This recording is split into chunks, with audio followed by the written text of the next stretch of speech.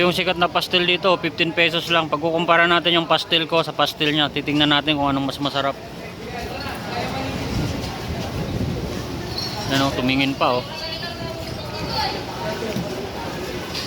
Ayan oh. 15 pesos lang. Ayan oh. Regular ah, regular yan oh. Dami oh.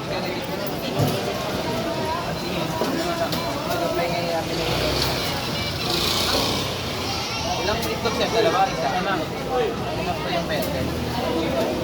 Pwede dyan ang point. Yung may sukli na 35. Tignan natin, 15 pesos lang. Yung may sukli po na 35. Ayan oh. In fairness, masarap yung kanin. Grabe, ang sarap. Tingin ang tingin. Sukli niyo po. Grabe oh. Sulit.